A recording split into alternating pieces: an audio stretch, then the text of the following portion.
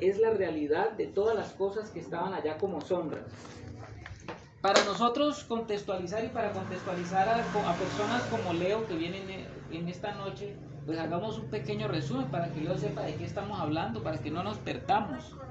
Un recorderis. Entonces, ¿quién quiere hacer un recorderis de qué estábamos hablando? Estábamos hablando de las fiestas santas. Ajá, muy bien, Isabel. Que se llaman las santas convocaciones, ¿no? Santas convocaciones. ¿Qué más? Que para poder entrar tenemos que ser santos. Para que nosotros podamos entrar tenemos que ser santos. La palabra santo significa apartados. No cualquiera puede celebrar la fiesta del Señor, solamente los que han sido apartados. ¿Quién es el que está apartado? Pues nosotros sabemos que somos apartados desde el momento mismo que invocamos el nombre del Señor, y el Señor por su Espíritu Santo nos da esa nueva vida, ese nuevo nacimiento. Porque en el Señor nosotros podemos nacer nuevamente. Tenemos un nacimiento físico. Todos nacimos. ¿Cuándo cumple años usted? Pues uno dice que cuando el día que nació. Pero cuando uno viene al Señor y recibe al Señor, la vida del Señor es el segundo nacimiento. Y yo, gracias a Dios, también tuve mi segundo nacimiento. Para mí es más importante el segundo nacimiento que el primero. Porque el segundo nacimiento, miren lo importante de esto. Le voy a poner un ejemplo. Antes de ayer tuve una conversación virtual desde Quito, Ecuador, con una mujer que tiene algo así como unos 60 y pico de años. Una mujer que su esposo en este momento la está dejando, y entonces ella muy atribulada porque el esposo la iba a dejar. Llevaban muchos años de matrimonio, 30 años. Pero una mujer que estaba muy afectada porque su vida había sido marcada por el abandono. Resulta que ella desde niña, ella no conocía a sus papás, como que la abandonaron. Tuvo problemas también en su niñez, tuvo problemas muy delicados en su niñez, y prácticamente en su vida su esposo llegó a significar para ella todo. Cuando él se casa con ella, su esposo era su luz. Y cuando a alguien se le convierte en su luz, se le convierte en su seguridad, se le convierte en su amor profundo, cuando a alguien se le convierte a usted en lo más importante para su vida, ¿qué pasa cuando esa persona le dice a usted: lo siento, pero esto ya no funciona, ya no quiero más vivir contigo, han sido años y años, pero ya no más, ya me cansé y me voy a vivir? No, pues imagínese usted la crisis de esta pobre mujer, porque eso era como todo el fundamento de su vida, donde ella se aferraba. Entonces, llorando, ella me cuenta todo esto, y me cuenta y me cuenta y me cuenta, y entonces me dice: ¿y sabe qué es lo que más me duele, hermano? Yo le dije: ¿qué es lo que más? Que yo no sé ni la fecha de mi nacimiento, porque yo no tuve un papá, yo no tuve una mamá. Entonces yo soy como una persona que ha venido al mundo y estoy como que no sé, como no sé ni la fecha pues en que cumplo años. Entonces yo le dije a esta mujer: si tú estás en Cristo, la palabra de Dios dice: el que está en Cristo, nueva criatura es, las cosas viejas pasaron, todo es hecho nuevo. ¿Qué te importa a ti el pasado? ¿Qué te importa esa fecha si no la conoces? ¿Qué te importa cuándo naciste y no sabes de esa fecha? Lo que te importa es el día que conociste al Señor, y ese sí lo tienes claro, ¿verdad? Me dijo: sí lo tengo claro. Y le dije: eso es lo que te importa a ti. Lo de atrás ha quedado atrás. El pasado es ese pasado. Ahora tú eres una nueva criatura, y pídele al Señor, como Él dice, que tú puedas experimentar que todo ha sido borrado, que ese pasado ha sido borrado de tu vida. Borrón y cuenta nueva. Borrón y cuenta nueva. ¿No cree usted que esta mujer, la liberación que experimentó esta mujer en su vida fue grande, y lloraba, pero ahora ya no lloraba de tristeza, sino que lloraba de gozo? Y lloraba de gozo porque me decía: yo nunca lo había entendido de esa manera. Ahora yo soy una nueva criatura, yo soy una nueva persona. Y decía: sí. Y le leía aquel pasaje de Isaías donde el Señor dice: ahora yo soy tu esposo porque soy tu hacedor. Y eso le dijo: yo no había entendido que mi esposo era el Señor. Yo le dije: pues no te preocupes, si tu esposo se va a ir, déjalo. porque es que no es la primera vez, se ha ido varias veces y ha vuelto. Yo le dije, pues si se va ahora y si es la definitiva, pues ahora tú ya sabes que el Señor es tu marido, y ahí es donde debe estar tu confianza. No te estoy diciendo que no ames a tu esposo, pero tú no puedes retener el amor, tú no puedes creer que tu vida está centrada por otra persona. Tú tienes que confiar en el Señor como la base de tu vida y el fundamento, y ama a tu esposo y dile, te despido con un beso y vuelve cuando quieras, que aquí estaré. Y ya. Eso es lo que tienes que hacer. Y esta mujer se sintió liberada, me daba gracias, decía, no sabes esta conversación tan importante que ha sido para mi vida, porque ahora yo entiendo que soy una nueva criatura, y entonces ahora tengo que disfrutar es lo nuevo en el Señor. Y yo le decía, eso es lo que el Señor nos dice. Yo no sé cuál ha sido su experiencia en el pasado. Nosotros venimos en un mundo caído. Nosotros venimos en un mundo donde hemos sufrido los efectos del pecado. Otros han pecado contra nosotros, nosotros hemos pecado contra otros. Pero si nosotros nos dejamos marcar por eso, entonces nosotros vamos a estar nuestra vida siempre, nuestra vida va a ser una miseria. Pero el Señor dijo que yo he venido para que ustedes tengan vida y tengan vida en abundancia. Y la vida en abundancia es reconocer de que el día que yo conocí al Señor, desde ahí comenzó verdaderamente mi vida. O sea que para mí el cumpleaños más importante no es el 4 de junio, sino que mi cumpleaños más importante es el 7 de enero. Porque yo nací espiritualmente un 7 de enero. Entonces, el año 86. Entonces, ustedes deben decirle al Señor, bueno, ahora puede que usted ahorita no se acuerde el día específico que nació espiritualmente, pero usted es consciente de que hubo un nuevo comienzo. Y ese nuevo comienzo para ahora es el que cuenta para el Señor, y si para el Señor es el que cuenta, para usted también, ese es el que debe contar. Entonces lo que decía Valentina, Valeria. No le pego a ninguno. Que decía Valeria. Ella nos está diciendo que somos santos, somos apartados. Y eso es verdad. Entonces, dentro de lo que estábamos viendo hace 8 días, estábamos viendo la primera fiesta que el Señor nos llama a celebrar. ¿Cuál es esa primera fiesta? La Pascua. ¿Qué significa el nombre Pascua? ¿Se acuerdan que habíamos dicho que en el hebreo, Pascua en hebreo es Pesach? ¿Se acuerdan que les había dicho Pesach? P-E-S-A-J. Eso lo voy a proyectar acá para que ustedes, viéndolo, yo sé que hay personas más visuales que auditivas, y entonces viendo cositas, pues bueno, para eso fue culpa de Rafa.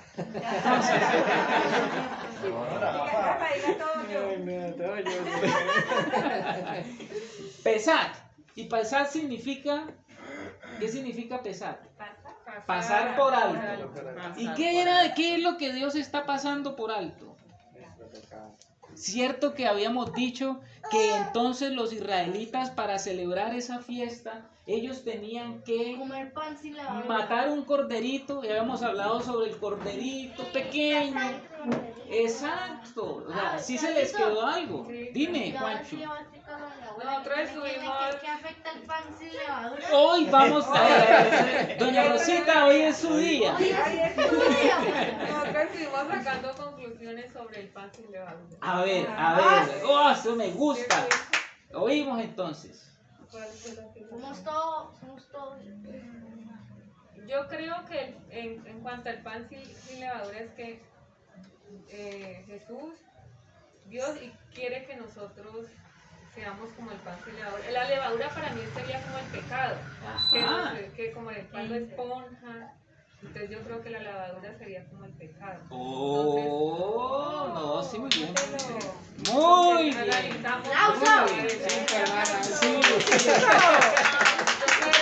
nosotros seamos como ese pan sin levadura. Sí, Él quiere que nosotros seamos como Él. Hoy lo vamos a ver detalladamente. ¿Y el pan sin levadura?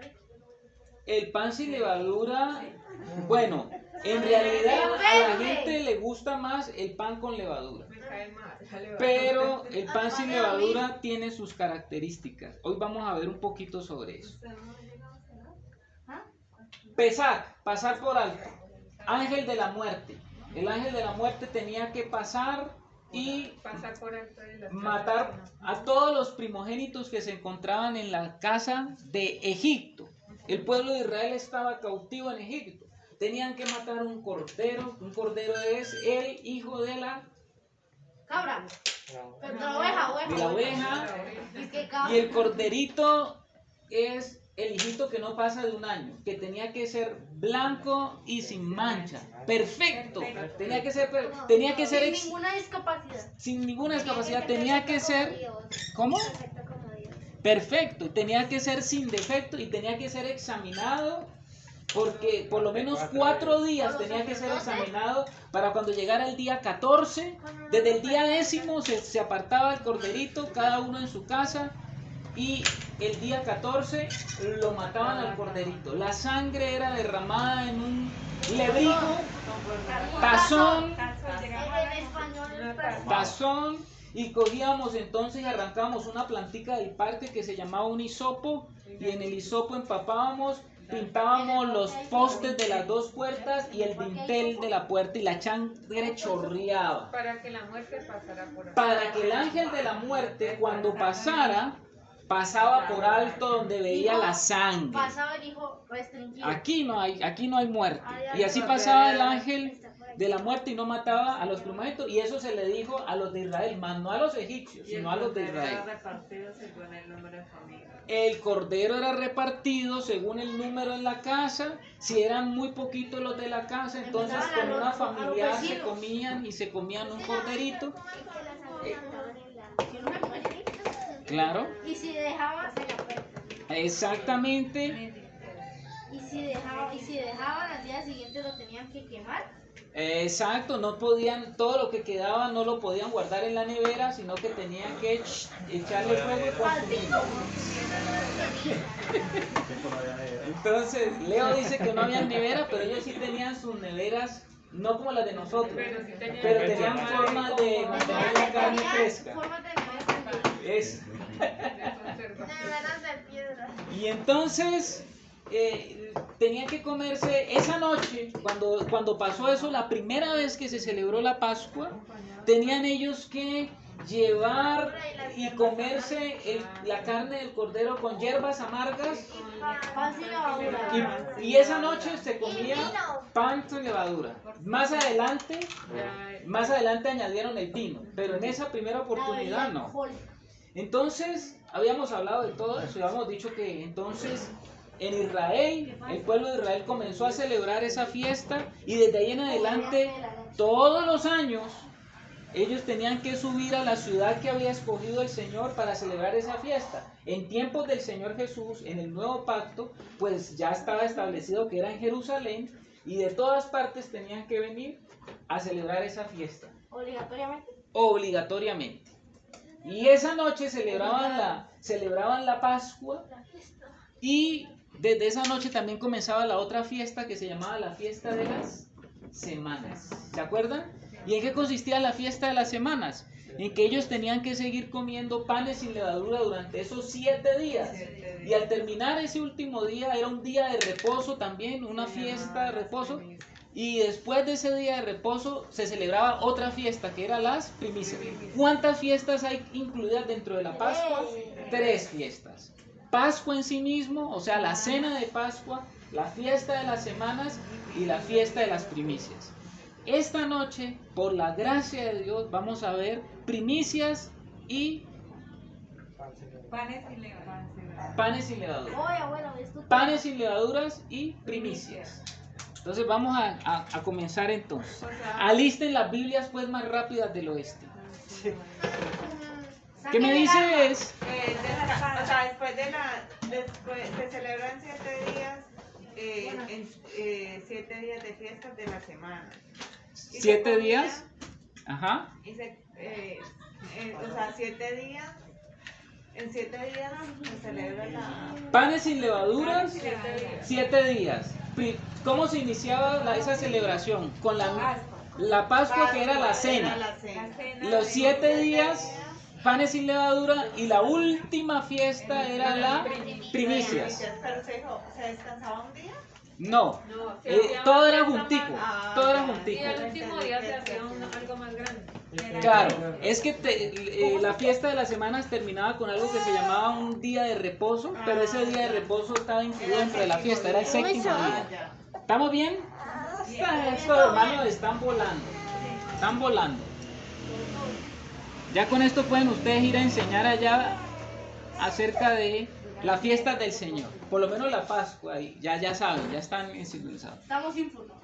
Esta noche, amados, vamos a ver las primicias y vamos a ver la fiesta de las semanas, o semanas y primicias. La que sigue ahorita es semanas, que son los panes sin levadura. Para eso yo le dije al hermano Rafa que íbamos a estarnos basando en Levíticos, que también están narradas las fiestas del Señor. ¿Sí lo tienen ahí en sus celulares? ¿Qué Levítico vamos a ver?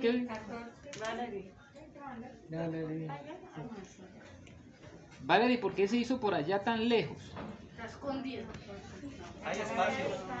Ah, bueno, está bien, ella es prudente. Buena esa. Ya me echó alcohol, Rafa, desde la cabeza, ya la bautizó en alcohol.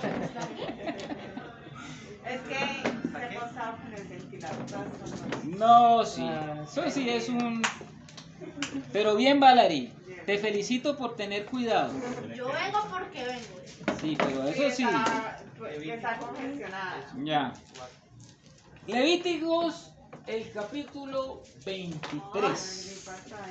El versículo 23, el capítulo 23, donde vamos a ver específicamente cómo lo narra Levíticos, porque es que Deuteronomio también lo narra, y Éxodo también lo narra, ya lo Pero de vimos, formas distintas. pero cada libro nos da una claridad. Eso es la palabra de Dios, ¿no? La palabra de Dios dice, la suma de tu palabra es la verdad, porque lo que nos dice un pedacito, el otro libro le aumenta y el otro libro le aumenta, entonces nos muestra como la panorámica, como cuando usted se monta, ve una cosa desde un carro, después lo ve de una bicicleta, después lo ve de una moto o después lo ve desde un dron. Todas las cosas, la Biblia comienza en los libros a mostrárnoslas así, para que nosotros tengamos diversas perspectivas y desde diversas ópticas. El libro de Levíticos también nos habla de las fiestas. Entonces, a ver aquí quien lea con buena letra, me lee por favor. Vamos a leer el capítulo 23 desde el versículo 4. Desde el versículo 4 hasta el versículo 11. Bueno, digamos hasta el 12. Estas son las fiestas solemnes de Jehová, las convocaciones santas, a las cuales convocaréis en sus tiempos. En el mes primero, a los 14 del mes, entre las dos tardes Pascuas, es de Jehová. Y a los 15 días de este mes es la fiesta solemne de los panes sin levadura a Jehová. 7 días comeréis panes sin levadura. El primer día tendréis santa convocatoria. Ningún trabajo de siervo haréis. Y ofreceréis a Jehová 7 días de ofrenda encendida. El séptimo día será santa convocación. Ningún trabajo de siervo haréis. Y habló Jehová a Moisés diciendo: habla a los hijos de Israel y diles, cuando hayáis entrando en la tierra que yo os doy, y seguís sus mieles, traeréis al sacerdote un gomer, una gavilla. Así es que un gomer por primicia. Bueno, equivale a lo mismo. ¿Sí? De vuestra siega. Y el sacerdote mecerá el comer delante de Jehová para que seáis aceptados. El día siguiente del día del sábado de la mesera. Mecerá. Y el día que ofrezcáis la gavilla, ofreceréis un cordero de un año sin defecto en el holocausto a Jehová. Bueno, ahí están unidas las dos fiestas, ¿no? ¿De cuáles fiestas nos están hablando ahí? De la Pascua. Pascua, que está incluido las semanas y Las primicias. las primicias.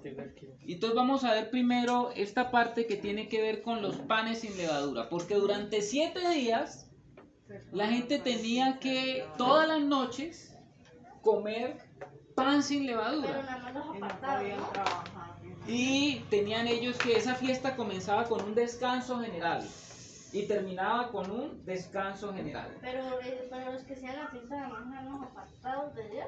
Solamente esto es para los apartados de Dios, eran los que celebraban esa fiesta. O sea que si ellos, cuando en épocas del Señor Jesús, todos subían a Jerusalén, y ahí ¿cuántos días tenían que estarse? Pues tenían que por lo menos estarse por lo menos unos 8 días, 9 días mientras celebraban toda esa fiesta. ¿Listo? Y si alguno de los cristianos trabajaba, ¿qué les tocaba hacer? No había, es como cuando nosotros acá estamos en Festivo. puente festivo, Baila, que no baila. hay, Día de la Independencia.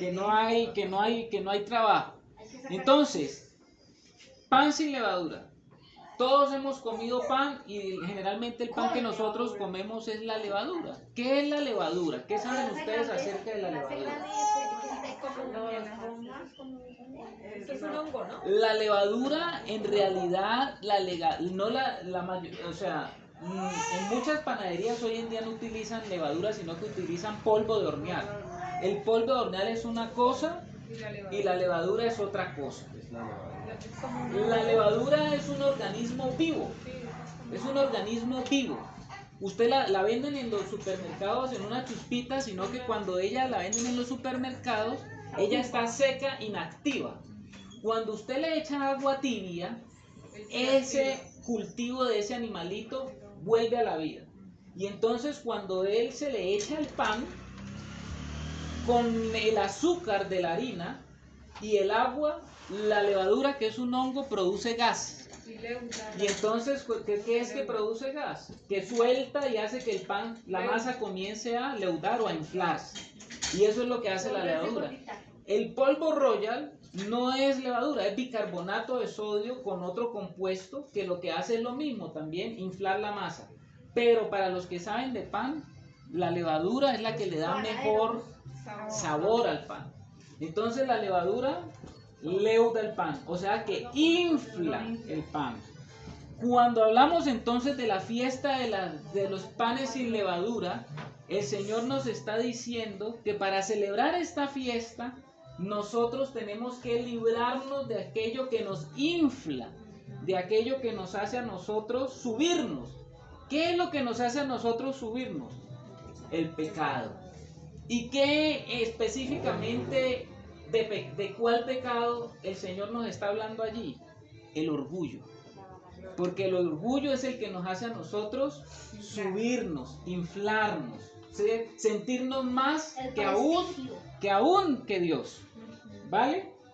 Entonces, cuando el Señor le enseña a su pueblo a que tienen que comer pan sin levadura, el Señor les está enseñando a ellos que ellos deben comer pan sin levadura porque como hijos de Dios, ellos tienen que conservarse. Una vez que comienzas tu vida espiritual en el Señor, ¿a qué te llama el Señor a ti? A que en tu vida no haya, que vivas una vida sin pecado, una vida sin leudar, una vida que no se infla, que no se suba. ¿Cómo nos proveyó el Señor? Porque el primero que celebró esa fiesta y que la viene a representar y a cumplir es el Señor Jesús. El Señor Jesús es el primer pan que Dios le da a la humanidad. Y ese pan que le da a la humanidad, ¿cómo es ese pan que Dios le da a la humanidad ¿Para qué sirve el pan, entre otras cosas? Para comer. Para alimentar. Para comer. Pero el pan es sinónimo de ¿qué? De sustento. Ese es el sinónimo, como que la figura del pan es, cuando usted dice es que no tengo ni para un pan, es porque usted está grave. En cuanto a sustento, ¿cierto? En cuanto a sustento, usted dice estoy grave. Entonces el pan es un símbolo en la Biblia de sustento.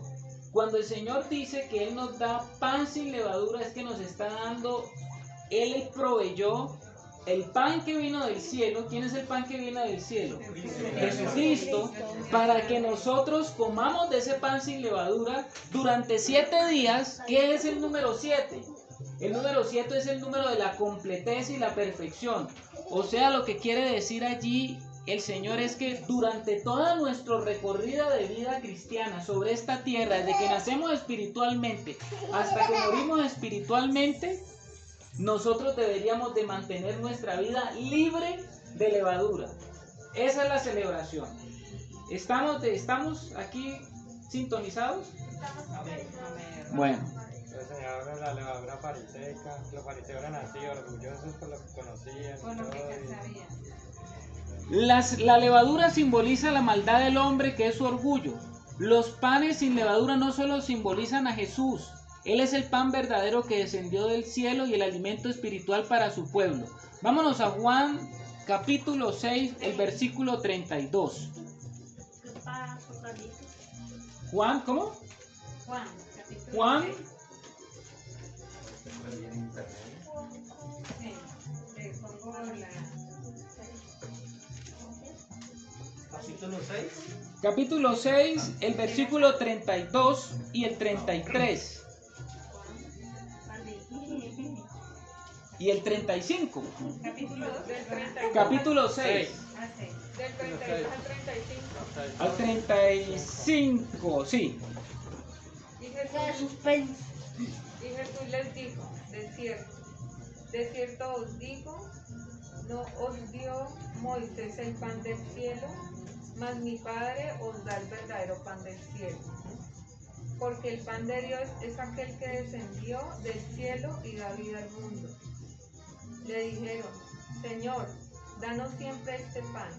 Jesús les dijo, yo soy el pan de vida, al que a mí viene nunca tendrá hambre y el que en mí cree no tendrá sed jamás.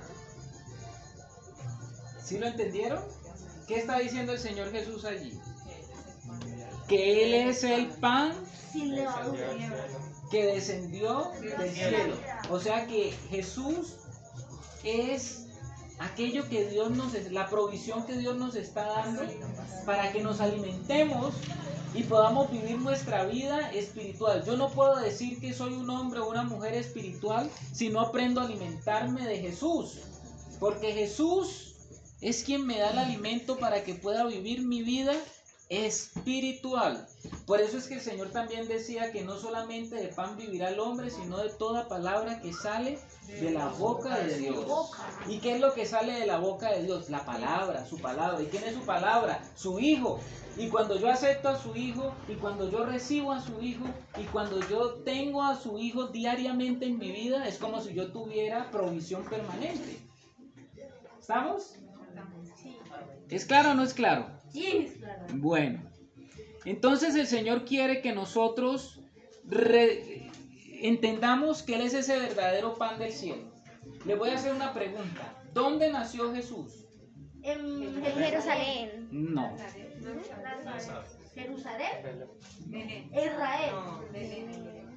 Ah, sí, porque Jesús nació en Belén. ¿Recuerda usted cuando la Virgen María y anduvo por José el todo. hubo un censo y tuvieron que ir a censarse a Belén, que era la ciudad de José? Y Jesús nació. en Y un Jesús pesebre. nació en un pesebre en Belén. Sí, porque se le un campana de... Ah, bueno. Carlitos, pesebre, no. Un estanco. Un establo. Un establo. Un establo. O pesebre. ¿Por qué pesebre? Pesebrera. Pesebre. Porque le decían No, es una es que pesebre es el lugar donde se le da comida a los animales. Entonces ahí se le dan comida a los animales, y como no había lugar donde guardarlos a ellos, se fueron a ese lugar, y ahí donde se le daba comida a los animales le echaron paja y ahí colocaron al niño. Curiosamente, Belén, cuando usted traduce la palabra Belén, significa casa del pan. Belén significa casa del pan. Hablando del pan. Entonces Jesús, que es el pan de vida provisto por el Padre, nació en una ciudad pequeña que se llama y tiene por nombre, si la traducimos al español, Casa del Pan. El pan verdadero fue sacado de la casa del pan, para usted y para mí, para que usted coma de ese pan ahora. Y como él dice, el que come de este pan no va a volver a tener hambre jamás, ni sed, porque después nos va a hablar del agua. Por ahí yo he estado, ¿sí les has enviado a los hermanos los videitos, Rafa? No. Ah, ya vio, Rafa. Póngamele uno, Evelyn. Ya se ha pelado. Pero está quedado, el profesor está quedado. Es estado haciendo unos videitos que los he estado pasando los días martes. Y en esos videitos se ha estado hablando un poquito acerca de eso. No mucho, pero se ha estado hablando, por ejemplo, de Jesús, como el que lanzamos el martes pasado fue lo del himno nacional. Soltando tus cargas. Soltando tus cargas. Ahí lo mandé. Bueno, hermana, eso está bien, para que le pongan atención.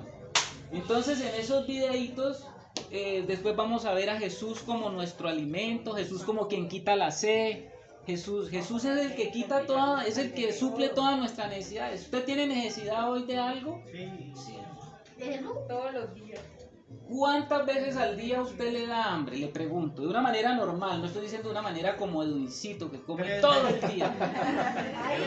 Edwin 7 veces al día. Digamos 4 veces para... Bueno, Entre 4 y 5. 3 veces al día, ¿cierto? Por lo menos. 3 veces al día. Y el Señor dice que no solamente de pan vivirá el hombre. ¿Qué quiere decir eso? Que necesita también este pan para poder. Que el hombre no solamente es tierra, el hombre no solamente es terrenal, sino que el hombre es la única criatura donde el Señor ha combinado dos realidades, lo terrenal con lo celestial. Entonces el hombre, para alimentar su parte terrena, necesita de algo físico.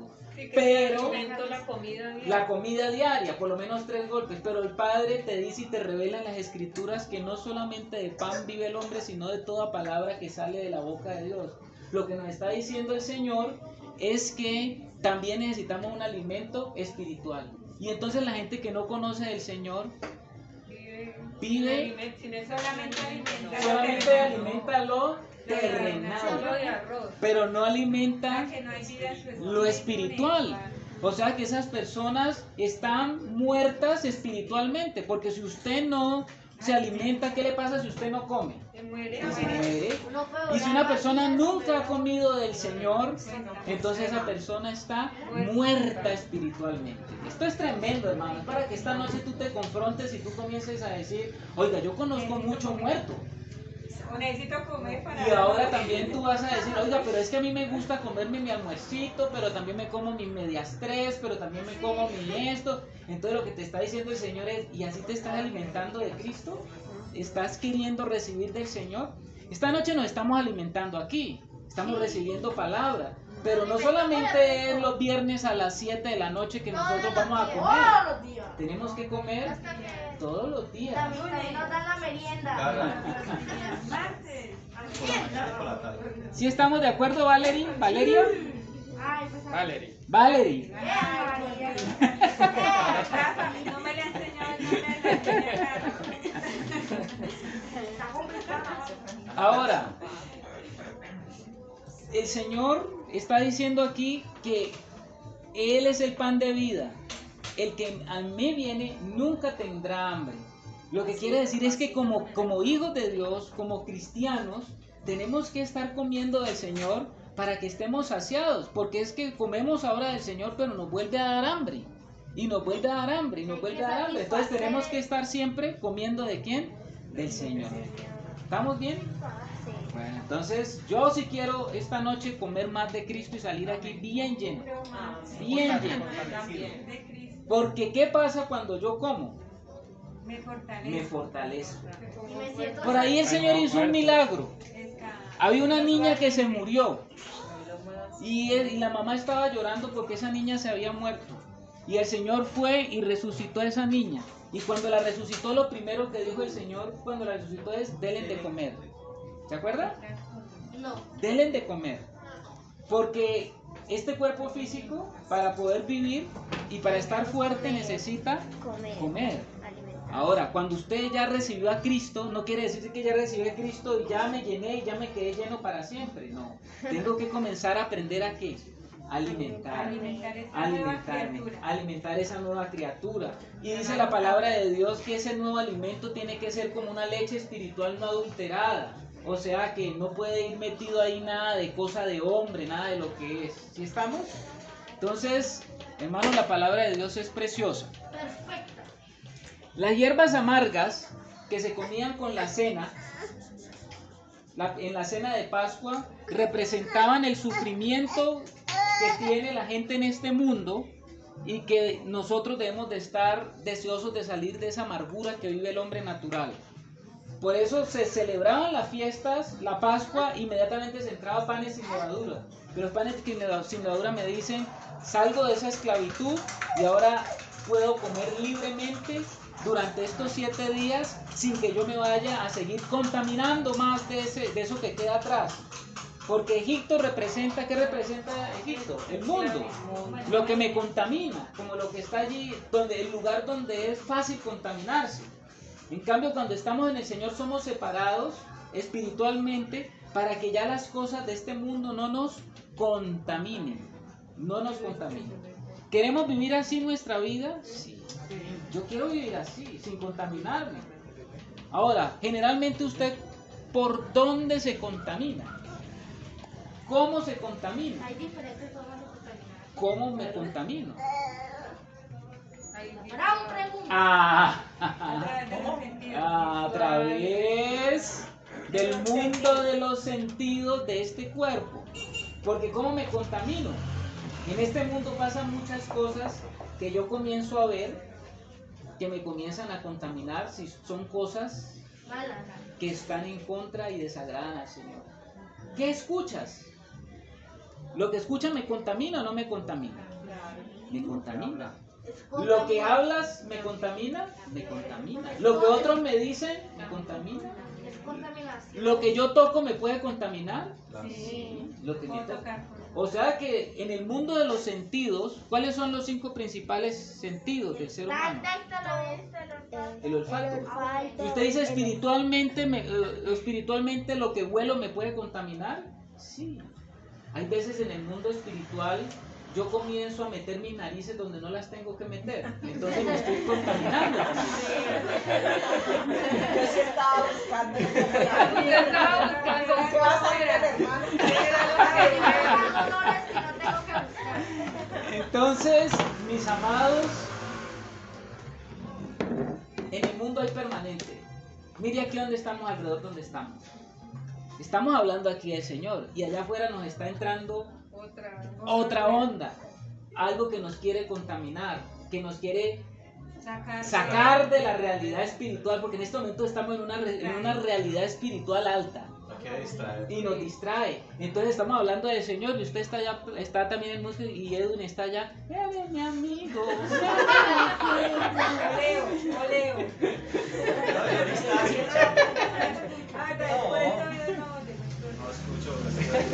Oleo. Leo, afortunadamente Leo es sordo por este oído. No, pero es verdad. Rafa está Es verdad. Cuando usted toma la decisión No había caído en cuenta, Carlitos, que había bulla allá. Cuando usted busca y comienza a buscar al Señor, el mundo, el diablo y su carne se van a rebelar contra esa realidad y quieren apartarlo de la realidad espiritual. Y todo va a confabular para que usted no busque al Señor. Entonces usted quiere venir a buscar al Señor los viernes en la noche y entonces el amigo o la amiga que nunca la llamaba, mira, esta noche vamos a hacer, mira, hace tiempo nos reunimos, hay un asado y el viernes pues para que vengas. Y va a meter las narices. Ah, bueno.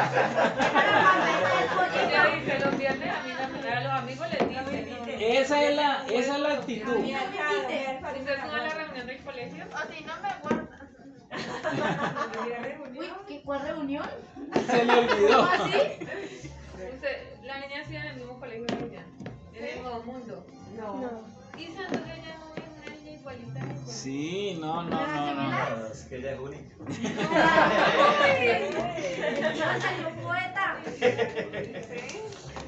Dese cuenta que comienza a usted esa realidad a afectar. Usted quiere tener un ratico de oración, lo llaman por teléfono. La mente. Ay, el recibo. Usted comienza a orar y comienza y verdad que el recibo de la luz hay que pagarlo, no hay plata, que los niños. Que es igual a la reunión. ¿cierto? Que el niño ¿Pasa eso o solamente me pasa a mí? El niño está llorando. Y eso llorar en ese preciso instante. Yo digo, eso ¿Pasa o no se te pasa? bendigo. Ah, bueno. Pasa el teléfono. Hermano, Entra, ¿sí?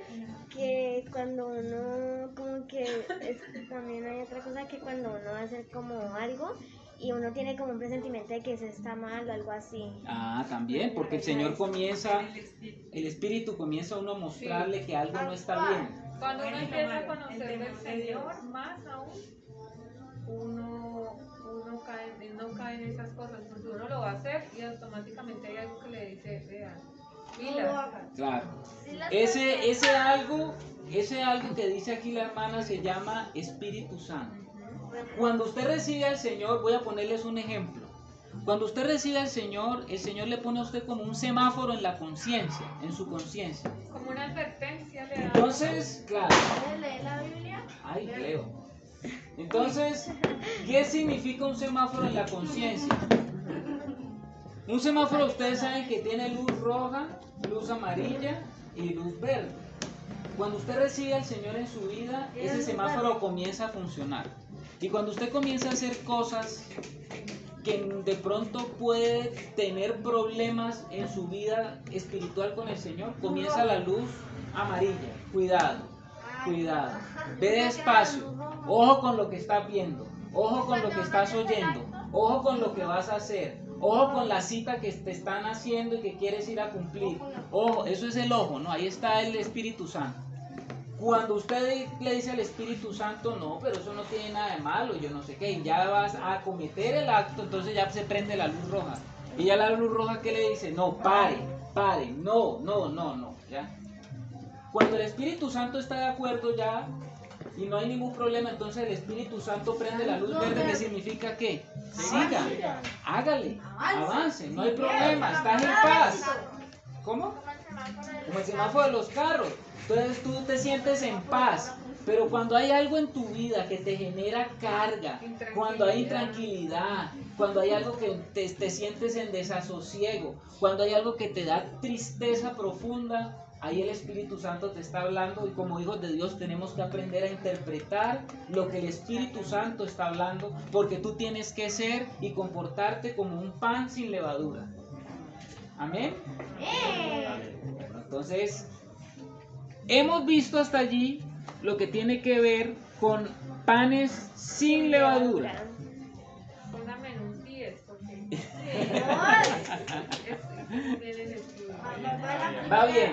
Va bien. La primera que te Cuando el Señor Jesús estaba con los apóstoles, la noche antes de que el Señor Jesús fuera entregado, que estaba celebrando una fiesta. ¿Qué fiesta estaba celebrando el Señor? ¿La fiesta de qué? De la Pascua. Él estaba celebrando la noche de la Pascua. Cuando cenó con los discípulos. La última noche que él estuvo con ellos y que eso se llamó la última cena. La última cena era la celebración de la fiesta de la Pascua. Por eso es que el Señor habló de que tomó el pan y lo partió. ¿Qué pan era ese? Era un pan sin levadura. Y lo dio a sus discípulos, él le dijo, coman todos de él porque este es mi cuerpo. ¿Por qué estaba diciendo él que ese era su cuerpo? Porque el cumplimiento de la Pascua, la realidad del cumplimiento de la Pascua era él.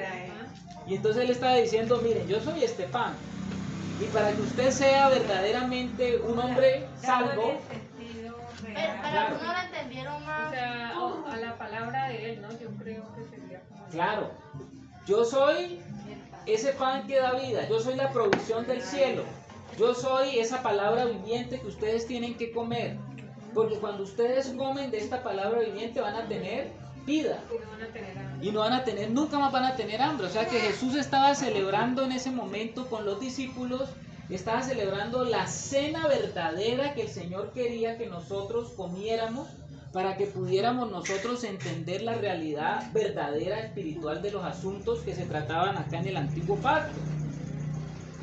Y esa noche el Señor les dijo, mire, yo soy este pan, pero también tomó el vino y les dijo, y este es mi sangre. Y usted dirá, pero eso no era la sangre, eso era el vino. Pero el Señor lo que le estaba diciendo es, durante bastantes años que se ha estado celebrando esta fiesta, se ha estado utilizando vino, pero este vino representa mi vida. ¿Qué representa el vino en las escrituras? La sangre. ¿Y la sangre qué es? La vida interior que nosotros tenemos.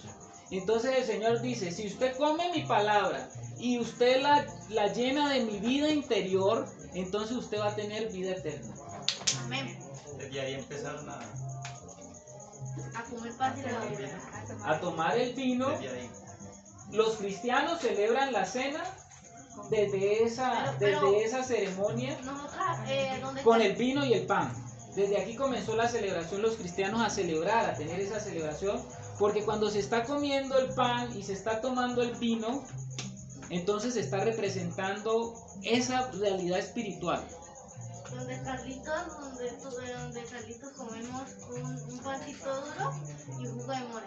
Ah, sí, en mi casa cuando han ido los hermanos a celebrar y que nos reunimos en la celebración de la cena, tomamos el juguito de uvas y comemos un pan duro que es un pan sin levadura, que hace mi esposa.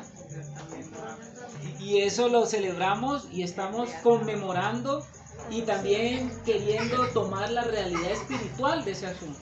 Porque no solamente es comer un pan y un vino por comer, sino es queriendo que esa realidad espiritual pueda ser mi realidad espiritual. Hermano, Dígame, hermana. vino, sangre es igual a sangre y es la vida interna. La vida interna, sí, la vida interior. La interna. Y el pan es El pan representa el cuerpo, la palabra, la palabra. Eso. En el Salmo 104 dice, Dios se alegra el corazón del hombre para que haga brillar con aceite su rostro, y el alimento que fortalece el corazón del hombre. ¿Cómo representa este vino como el gozo de la salvación también? O sea, la vida de Cristo tiene que traer gozo. ¿Por qué? Porque ya no hay esa condenación, por así decirlo. Claro. ¿Cómo cambia esa sangre, ese cordero de muerte también por esa vida, esa nueva, o sea, esa vida que ya va a traer ese perdón de pecados, esa vida del Señor en nosotros? Claro. Dice que el vino cuando usted lo toma trae gozo, alegría, pues el que está tomando vino se alegra. ¿Y qué es lo que está queriendo decir en alguna parte y hasta cierta parte enseñando la escritura? Que la salvación nos trae a nosotros gozo. El gozo de nuestra salvación, el gozo de que ya dejamos de ser esclavos, el gozo de que hemos sido liberados, el gozo de que no tenemos que estar a merced de las tinieblas, el gozo de que ya nuestra esclavitud se acabó, somos libres para ahora sí amar al Señor y servir al Señor sin los impedimentos del mundo, de Satanás y de nuestra carne. Eso es lo que está diciendo Porque la... todavía hay mucha gente que, pues, todavía, yo estoy todavía en el proceso y le pido a mi Dios mucha sabiduría y entendimiento. Porque nosotros en este mundo, la mayoría de personas vivimos esclavos Sí. a todo lo terrenal. Así es. Trabajo. A todo lo terrenal. A todo lo Al terrenal. dinero, Las pasiones, los deseos, los deseos caídos, todo lo que hace parte de este mundo. Y eso hace parte de lo que decía doña Rosita y lo que preguntaba, la levadura que hace que se infle toda esa carne nuestra y no permite que la vida de Dios sea una realidad en nuestra vida. Nosotros estamos llamados a experimentar la vida de Dios dentro de nosotros, esa vida de Dios que cada día nos debe traer más gozo, más paz y para que vivamos más en justicia, porque ese es el reino de los cielos, paz, justicia y gozo. Eso es. Entonces, ¿cómo así que un cristiano entonces aburrido, disminuido, cogido y tomado por el pecado, tomado por los vicios, tomado por las cosas de este mundo, que no se puede soltar, un cristiano que está sometido, un cristiano que está deprimido? No, la palabra de Dios nos habla de que el Señor nos ha venido para dar vida y vida en abundancia. Y él dice, no, todo el que esté cargado, que venga a mí y suelte esas cargas. ¿Por qué? ¿Qué significa soltar esas cargas? Soltar todas esas cosas que te están atando y decir, yo tengo que creer en lo que la palabra de Dios me está diciendo. Y la palabra de Dios me está diciendo que yo puedo celebrar la cena del Señor permanentemente. Yo tengo alimento ahora. Yo no tengo que estar mendigando, si es que vamos a decir, o mendigando pan allá afuera. Porque tengo todo lo que necesito en el Señor. El Señor es quien me alimenta, el Señor es quien me sustenta, el Señor es quien me da la fuerza y la fortaleza. Y eso lo sabía el rey David, ¿no? El Señor es mi fortaleza, Él es mi castillo. Todos esos salmos están inspirados en eso que le daba el Señor a David. David también decía en el Salmo 51 cuando habla del pecado de David, dice, decía, no quites de mí el gozo. Dale un pancito. Ay, hay un pancito. Yo no sé, pero hay que darle pan. Aunque no Hay que darle el Señor. ¿Se fue? Ah, Sí, digo que pan, idea, hermano. entonces no quiere pan. Yo pensaba que era parizada. Bueno, no quites de mí el gozo de tu salvación, decía David cuando pecó, o sea que en medio de siempre pedirle como al Señor eso, de que ese gozo de la salvación, no, o sea que no dudemos que la sangre preciosa del Señor efectivamente nos trajo esa salvación y que esa salvación está ahí y está el Señor en la medida que avancemos en él y comamos y nos fortalezcamos en él, va a estar ahí esa vida que va a manifestar. Así es esa vida. Se comían los panes sin levadura durante 7 días. La gente tenía que preparar los panes sin levadura. La primera vez que prepararon los panes sin levadura dice que los tuvieron que preparar rápido, porque ellos esa noche iban a ser liberados. Esa fue la primera vez. Después que se convirtió en una celebración, pues ya no se hacía de esa forma acelerada, pero como la primera vez habla de una rapidez, a nosotros nos deja una enseñanza. ¿Qué es lo que quiere el Señor cuando nosotros venimos a la vida de Él? Que rápido tomamos la decisión de no seguirnos contaminando, sino que estemos siempre rápidos para huir del pecado, que no nos quedemos con el pecado amasándolo, contemplándolo, queriéndolo disfrutar, amañándonos, comiéndolo, sino que rápido salgamos de allí de esa situación. Eso es lo que indica ese comérselo rápido. ¿Listo? También como empezar rápido a alimentar a esa nueva criatura que está allí. Son como las dos caras. Rápido para salir del pecado, pero rápido para alimentarme también del Señor. Si no estoy comiendo de allá, entonces tengo que comer rápido ¿de quién? Del Señor, de alimentarme del Señor, porque el Señor es el pan que no tiene pecado. Él es el pan que descendió del cielo. En Él no había pecado. Si en Él no había pecado, yo puedo comer ese pan tranquilamente, que no me voy a contaminar, porque no hay pecado en Él. Él es el pan perfecto. Él también es el cordero perfecto. Nosotros estuvimos viendo esa parte del cordero. Porque el pan representa esa provisión que Dios nos da permanente, y el cordero representa la carne, el alimento que nos da la estructura para nosotros avanzar espiritualmente. Después de que terminaban esos 7 días, estaba la otra fiesta. ¿Cómo se llamaba la otra fiesta? Primicias. ¿Qué era la fiesta de las primicias? Nosotros lo leímos ahora. Premisa de los frutos, ¿no? Resulta que las 3 fiestas de Israel estaban enmarcadas por las siembras. Y la primera fiesta era la siega. ¿Qué es la siega? No la siega con C, no la siega. Sino la siega. ¿Qué es segar? Segar es cortar. Cuando ya se recoge, se comienza a recoger el fruto. Pero la siega está relacionada con la cosecha de los granos. Pero ahí era la cebada. Aquí el primer grano que salía era la cebada. De hecho, los panes con levadura, sin levadura se hacían no con trigo, sino que se hacían con cebada. Y la cebada era tan abundante que la cebada la comían eran los pobres.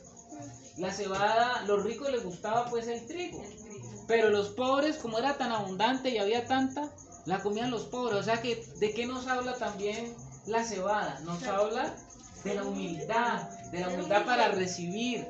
Y el pan del que bajó del cielo siendo Dios, no se hizo semejante a Dios, sino que se hizo semejante a hombre, para que nosotros, para identificarse con nosotros y que lo pudiéramos comer fácilmente. si no hubiera ningún impedimento para comerlo. Tremendo, ¿no? Todas las fiestas del Señor tienen un simbolismo profundo. Y entonces la cebada se cogía y se agarraba un manojo.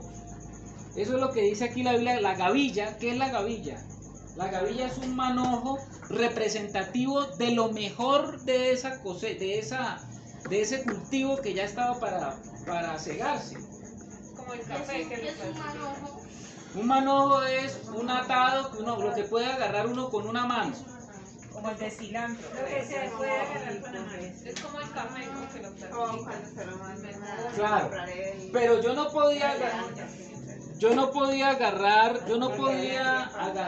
o tomar cualquier grano, sino que tenía que escoger lo mejor del grano y hacía un manojo y lo amarraba y lo llevaba y lo presentaba al sacerdote.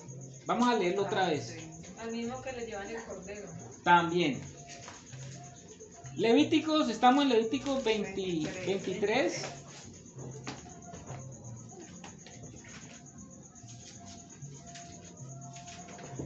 El 23, el versículo 10 específicamente. 23, el versículo 10. Habla a los hijos de Israel y diles: cuando hayáis entrado en la tierra que yo os doy, y seguéis su mies, segares, recoger, ya dijimos, la mies, cultivo, traeréis al sacerdote una gavilla por primicia de los primeros frutos de vuestra siega.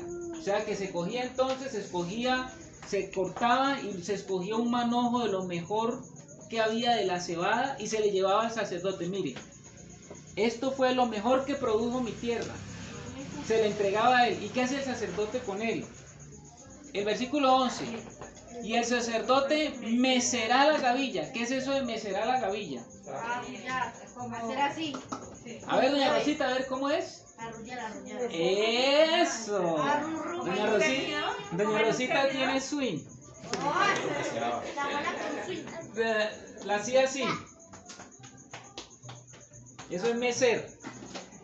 Como Cuando ella hace así porque cuando es niño, pues uno coge al niño y le hace así. Pero en el caso de la gavilla se presentaba delante del Señor el sacerdote y le hacía así. Mecía la gavilla. es como la gente que limpia la casa con esos polvitos que no tienen que poner el hierro, lo mojan y hacen así en la casa. No exactamente. Y el sacerdote mecerá la gavilla delante de Jehová para que seáis aceptos el día siguiente del día de reposo, la mecerá. Y el día que ofrezcáis la gavilla, ofreceréis un cordero de un año sin defecto en holocausto a Jehová. Este otro corderito que se ofrecía ya no era para que se lo comieran ellos, sino que ese corderito se llevaba uno la gavilla, la llevaba el sacerdote y le llevaba un corderito, y ese corderito se quemaba en holocausto. ¿Qué era en holocausto? Se quemaba íntegramente allí en el altar del sacrificio para que se consumiera totalmente y nadie comía nada de ese animalito. Porque ese animalito era exclusivamente para que lo quemado subiera a la presencia de Dios y Dios se agradara de eso, porque era apartado para el Señor. Tenía que tener las mismas características. Las mismas características de que ellos comían. Pues si ellos comían de uno así, pues también tenían que ofrecerle a uno al Señor de igual manera. Entonces, ¿qué significa eso espiritualmente? ¿Qué significa eso de la gavilla mecida? ¿Qué significa eso de que tenía que el sacerdote levantarlo, mecerlo? La alabanza al Señor. Vamos a ver. Como ese agradecimiento. Póngale cuidado a esto. La fiesta de la primicia era la tercera en el orden del ciclo agrícola. ¿Por qué la tercera? ¿La primera cuál era? Pascua. La segunda, semana. Y la tercera, pues era la última, la primicias. Por lo que el producto segado durante esas fechas también principalmente era la cebada, cuyas gavillas eran llevadas al templo de Jerusalén como una ofrenda de primicias. Ocurría la mañana siguiente de los días de reposo de Pascua y panes sin levadura. Estamos ya de acuerdo con eso, ¿cierto? Se llevaba una gavilla o manojo de cebada como primicia al templo, donde se presentaba ante el Dios de Israel. El manojo había sido minuciosamente examinado y seleccionado para el Dios Altísimo. ¿Cómo debería de ser ese manojo? Perfecto. Y el más alto posible, también el primero que había madurado entre todos. Hay dos elementos de entendimiento espiritual. Número 1, la primogenitura. Número 2, la hermosura de la perfección. Número 1, la primogenitura. Número 2, ¿qué significa eso? ¿Qué significa eso? Ustedes saben que nuestro Señor Jesús murió y se estaba celebrando la Pascua. ¿A los cuántos días resucitó el Señor? Al tercer día. Les estoy dando pista para que me digan qué significa eso de la Sevilla mecida. ¿Cómo renacer? Ah, eso tiene que ver con renacer. ¿Y por qué renacer? Porque el Señor Jesús resucitó al tercer día. Y entonces la gavilla, que era la última de las 3 fiestas, se levantaba en señal de agradecimiento. ¿Quién se levantó después de 3 días?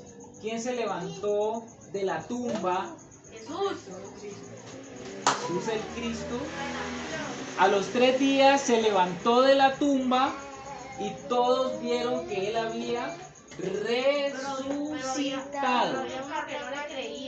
Claro, pero resucitó.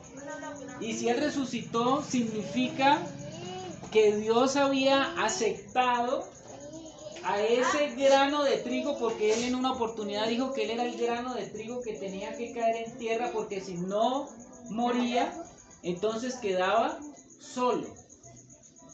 ¿Qué representa eso?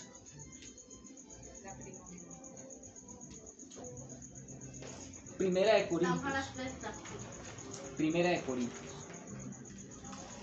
Pablo lo va a entender. Primera de Corintios 15, 23.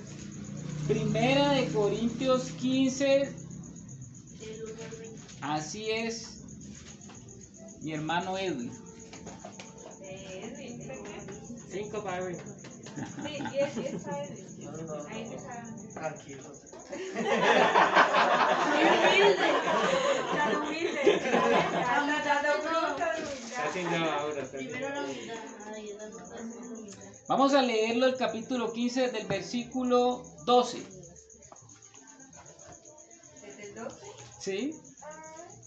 Yo no sé mi papá cómo sabe la Biblia, ¿verdad? Desde el versículo 12, capítulo 15, primera. Primera de Corintios 15. Primera de Corintios 15, desde el versículo 12. Pero si se predica, ¿Sí? ahí va. Pero si se predica de Cristo que resucitó de los muertos, ¿cómo dicen algunos entre vosotros que no hay resurrección de muertos? Porque si no hay resurrección de muertos, tampoco Cristo resucitó. Y si Cristo no resucitó, vana es entonces nuestra predicación, vana es también vuestra fe. Y somos hallados falsos testigos de Dios, porque hemos testificado de Dios que Él resucitó a Cristo, al cual no resucitó, y en verdad los muertos no resucitan. Porque si los muertos no resucitan, tampoco Cristo resucitó. Y si Cristo no resucitó, vuestra fe es vana. Aún estáis en vuestros pecados. Entonces también los que durmieron en Cristo perecieron. Si en esta vida solamente esperamos en Cristo, somos los más dignos de conmiseración de todos los hombres. Más ahora Cristo ha resucitado de los muertos. Primicias de los que durmieron es hecho, porque por cuanto la muerte entró por un hombre, también por un hombre la resurrección de los muertos. Hasta allí, mi hermano. ¿Lo entendimos o no lo entendimos? ¿Qué entendimos? A ver, Rafita, usted desagráviese hoy. Cristo fue el primer resucitado y nos quiere resucitar. Ah, dice que él es primicias. ¿Qué significa primicias? Que él es el primer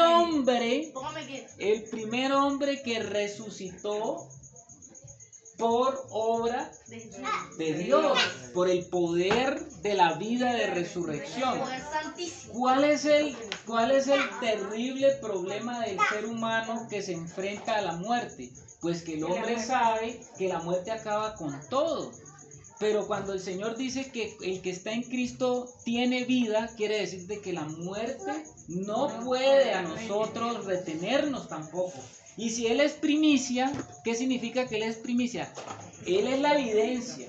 Jesús es la evidencia de que todo el que cree en el Señor va a resucitar un día, así como Él resucitó, porque Él es la primicia.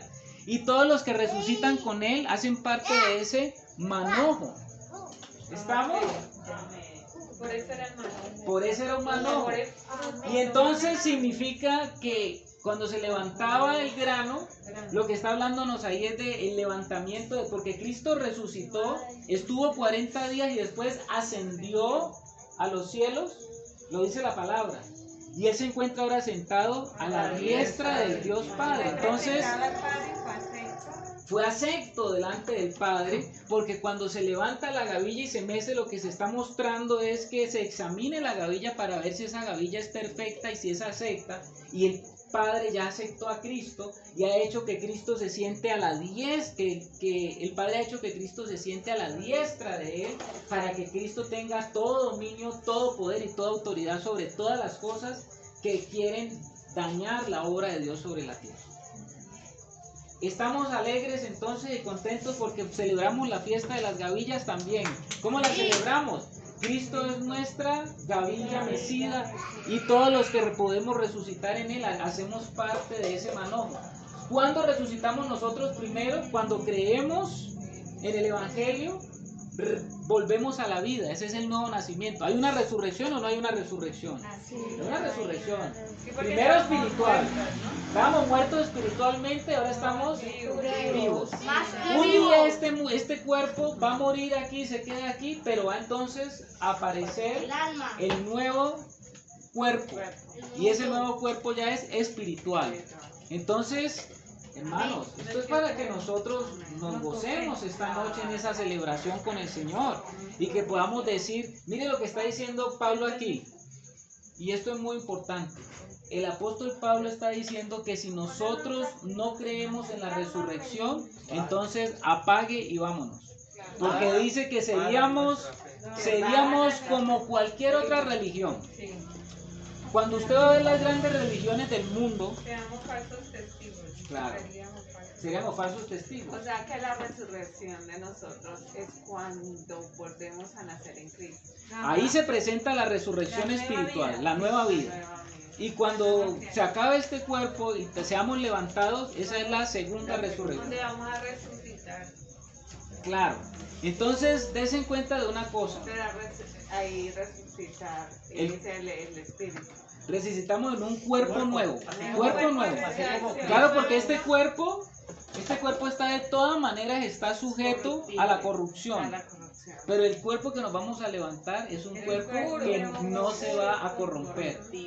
Tremendo. Debe ser un cuerpo glorificado, ¿no? Glorificado. Cuando Cristo resucitó, Él dice que anduvo con dos apóstoles que iban camino a Maús y no lo reconocían el cuerpo. Entonces debe ser un cuerpo así como de carne, pero aún allá, también lo que tú dices, cuando Él se apareció a los discípulos que estaban encerrados, miedosos porque Cristo había muerto, dice que se atravesó una puerta el Señor y se puso en medio de ellos y les dijo, denme de comer. Y Él comió. Pero tenía un cuerpo, dice que era... No lo distinguieron. No lo distinguían, pero era un cuerpo nuevo, resucitado. Y ese es el cuerpo que dice el Señor que nos va a dar. Un cuerpo que no está sujeto al dolor, un cuerpo que no está sujeto a la enfermedad, ni al pecado, ni a la muerte, por supuesto, ya más. También cuando se les apareció a los discípulos que estaban pescando, tampoco lo reconocieron. Entonces, yo creo que las Escrituras nos están animando esta noche para que al entender estas fiestas, entonces tú puedas decir, oiga, lo que el Señor me ha dado es grande. Lo que yo tengo en Cristo es grande. El Señor es grande. Por esa grandeza yo puedo comenzar a vivir ahora mi vida. Yo tengo que conservarme entonces como él quiere que me conserve. Puro, limpio, sin mancha, en santidad, en relación al caminar con mi vida cristiana. Y iré cada día comprobando más aquellas cosas que Dios quiere darme para que yo las viva aquí. Porque aquí en esta tierra, aunque no tengamos todavía un cuerpo glorificado, podemos ver los poderes del siglo venidero y experimentarlos ahora. ¿Cómo vamos a experimentar esos poderes del mundo venidero ahora si nos sujetamos y entendemos a lo que el Señor nos está llamando? Entonces, mis amados, ¿hemos entendido básicamente estas 3 fiestas? Sí. Creo que tenemos un compendio. Pascua, panes sin levadura, primicias. Tenemos en esas 3 gozo Sí, en todo. completo. No hay nada malo ahí. No hay nada. Son fiestas que nos hablan de la abundancia del Señor. Son fiestas que nos hablan del gozo del Señor. Son fiestas que nos hablan de nuestra victoria también. Tenemos una victoria en Cristo. Amén. Amén. Bueno, hermanos, eso es lo que quería compartirles hoy acerca de estas 3 fiestas que las hemos visto como abuelo de pájaro, pero pienso de que es como lo más fundamental. ¿Vale? Hermano, me ayuda con lo que dijiste de la mesera. Meser. Meser es... Que usted vio en el conjunto. Que dijo que sea primogenitura. La primogenitura es primero, ¿no?